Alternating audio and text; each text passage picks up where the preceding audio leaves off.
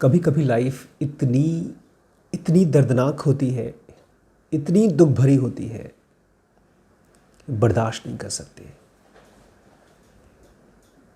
दुख मन में ऐसा होता है जैसे हज़ारों किलो का वजन। अगर कोई वजन हमारे ऊपर गिर जाए तो हम कुछ ही सेकंड में मर जाएंगे, भारी भरकम वजन। लेकिन दुख ऐसा होता है कि मरने भी नहीं देता। तो जब ऐसा पेन, ऐसा सफरिंग हो तो उस समय क्या करें? जब दुख बहुत ज़्यादा हो तो स्पेशल मोमेंट है आपके लिए। सबसे पहले तो ये समझें कि दुख या सुख जो कुछ भी है वो सुख दुख नहीं है, वो जो है वो है। ये सुख और दुख या खुशी और सफरिंग हमारा रिस्पॉन्स है उसके लिए। एक ऋषि होते हैं तो उनके लिए जन्म दुख होता है, एक आम आदमी होता है तो उसके लिए मरना दुख होता है। ये हमारा रिस्पॉन्स होता है। जिस समय आप दुखी हैं तब, अगर उस समय नहीं तो कम से कम उसके बाद। देखिए, जैसे कोई घटना आई, कोई इंटेंस पेनफुल घटना आई, हमको कंफ्यूज होना चाहिए था। हमको उस घटना में कैसे रिस्पॉन्ड करना है ये समझना चाहिए था। लेकिन हमने क्या शुरू कर दिया? स्टिकर चिपकाना शुरू कर दिया। जैसे दुकानों में जो लोग फल अलग अलग करते हैं, जो फ्रेश होता है उसके ऊपर स्टिकर चिपकाते हैं, ये अच्छा फल है, फ्रेश है। ऐसे ही हम अपने माइंड में अपनी लाइफ की इंसिडेंसेस को अपने शब्दों के ज़रिए, अपने थॉट्स के ज़रिए लेबल करना शुरू कर दिया कि ख़राब लाइफ है, ख़राब मोमेंट है, ये बहुत पेनफुल है, फ्रस्ट्रेशन से भरी हुई है।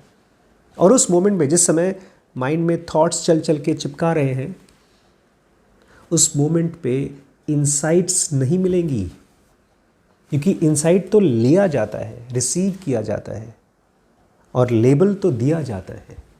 हम ये कह रहे हैं अंदर अंदर कि हम समझ रहे हैं लाइफ को। हम ये कह रहे हैं कि हम लाइफ से ज़्यादा समझदार हैं, और हम जज की तरह उसको जजमेंट दे रहे हैं। और इसी जजमेंट के प्रोसेस की वजह से हमारी लाइफ में पेन की मात्रा बढ़ती जाती है। नहीं तो पता है क्या होगा? पेन अगर इंटेंस हो तो आपके लिए वो काम करेगा जो सिद्धार्थ के लिए किया था। सिद्धार्थ कौन है पता है? नहीं, अब नहीं जानते आप सिद्धार्थ। अब तो वो बुद्ध बन चुके हैं। उनको भी पेन आया था, हमको भी आता है, लेकिन वो पेन को देखते हैं। किसी भी मोमेंट में जब हम जाते हैं तो डिस्टर्ब होते हैं। डिस्टर्बेंस में दो तरीके होते हैं, दो डायरेक्शंस होते हैं। एक, उस घटना की तरफ जाना। जब हमको कोई घटना अच्छी लगती है तो हम उस तरफ जल्दी पहुंचने की कोशिश करते हैं, और जब कोई चीज़ ख़राब लगती है तो उससे बचने की कोशिश करते हैं। उस बचने की कोशिश को रेजिस्टेंस कहते हैं। तो जब दुख आया, वो दुख किसी और का नहीं था, वो आपकी ही पास्ट का हैंगओवर था, या शायद इस जन्म का या कई जन्म पहले का।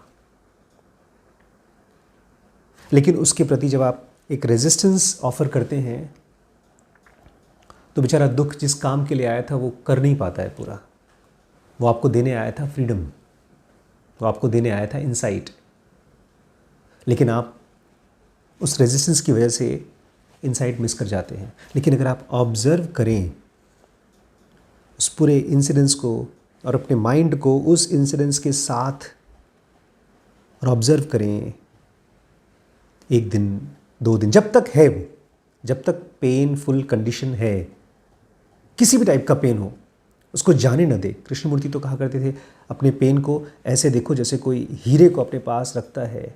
सोते समय भी उसके प्रति जजमेंट मत दो, उसको नाम मत दो, बस देखते रहो, देखते रहो। और पता है क्या होगा?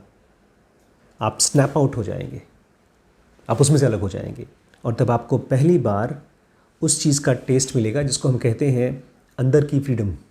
किस चीज़ से? बाहर की कंडीशन से। अभी फ़िलहाल हम फिज़िकल बॉडी हैं, और फिज़िकल बॉडी पूरी तरह से डिपेंडेंट है बाहर की कंडीशंस पे। बाहर गर्मी है तो हम गर्म हैं, परेशान हैं, दुखी हैं। बाहर ठंड है तो हम डिप्रेशन में चले जाते हैं, बाहर कोई बहुत बड़ा दुख है तो हम दुखी हो जाते हैं। लेकिन जब आप ऑब्जर्वेशन की गहराई में जाते हैं तो आप पहली बार एक्सपीरियंस करते हैं बाहर की चीज़ें आपको अफेक्ट नहीं कर पा रही, बुद्ध को नहीं करती थी, क्योंकि ये बॉडी और माइंड अभी भी अंदर से कंफ्यूज्ड है और बाहर से इसको लगता है कि जानता है, और इसीलिए फ्री नहीं हो पाता है। तो कंफ्यूज्ड, लेकिन अंदर अंदर से बाहर से वो दिखाता है कि नहीं देखो ये ख़राब है, ये दुख है, ये फ्रस्ट्रेशन है, और इसी में ही अपना स्ट्रगल करता रहता है। लेकिन जब आप ऑब्जर्व करते हैं तो पहली बार माइंड जो रियलिटी है उसको दिखता है।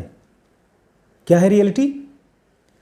ये दुख है और ये एटर्नल है, और बहुत टाइम नहीं लगता है उसको शिफ्ट करने में, दुख से या दुख भरी कंडीशन से फ्री होकर के एटर्निटी की तरफ जाने में। ये क्यों मुश्किल होती है? क्योंकि हम उस समय कबड्डी खेल रहे हैं, उस दुख की घटना के साथ थॉट्स की कबड्डी खेल, और एक बार आप फ्री हो गए, अंदर से आप फ्री हो गए, उसके बाद तो आपकी मर्ज़ी है, आप उस इंसिडेंस में, उस पेनफुल कंडीशन में आपको जो एक्शन लेना हो ले लीजिए। नहीं एक्शन लेना है तो आराम से ऐसे रहिए जैसे एक कमल कीचड़ में रहता है, गीला नहीं होता। जब आप दुखी होते हैं ना, एक्शन करने से पहले, कुछ एक्ट करने से पहले उस घटना को एक्सेप्ट करिए। जैसे ही आप एक्सेप्ट करेंगे आपका माइंड पीसफुल हो जाएगा। जैसे आप कहीं खाना खाने जाते हैं तो अपनी मर्ज़ी से वो बुफ़े में सब्ज़ी उठाते हैं, खीर उठाते हैं, आपने चूज़ किया है। आपकी लाइफ में कोई भी घटना होती है, प्लीज़ इसको जान लीजिए, आपके चॉइस के बिना नहीं होती। आपने जानबूझ के चूज़ किया हो चाहे जाने में किया हो, उसको ऐसे एक्सेप्ट करिए जैसे ईश्वर ने आपको एक गिफ्ट दिया है। उसको पहले एक्सेप्ट करिए, उसके बाद जो कुछ करना होगा बाद में करिएगा। थैंक यू बोलिए। कोई प्रॉब्लम हो उसको प्रॉब्लम मत बोलिए, वो एक इंसिडेंस है, उसके साथ काम करिए। जैसे भीष्म पितामह को तीर की शैया मिली, उसके साथ रहे, उनको इच्छा मृत्यु का वरदान था, वो जब चाहते अपना शरीर छोड़ सकते थे, लेकिन उन्होंने अपने आप को तीरों की शैया पर लिटाया और उसके साथ रहे। तो अपनी पेन, अपनी सफरिंग के साथ काम करिए, उसके अगेंस्ट काम मत करिए।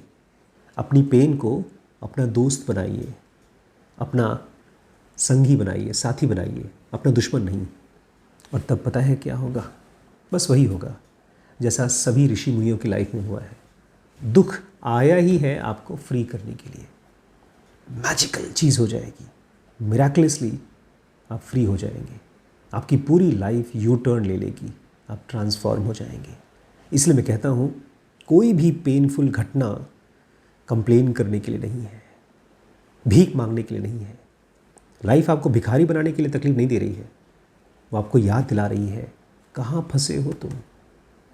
ये तुम्हारी डेस्टिनी नहीं है, तुम कुछ और हो। ये बॉडी तुम नहीं हो, ये माइंड तुम नहीं हो। ये सुई चुभा चुभा करके आपको बता रही है। तो उसकी मैसेज को सुनिए, कान से, आँख से, पूरे बीइंग से सुनिए, अपने विचारों से उसको कंफ्यूज मत करिए। नमस्कार।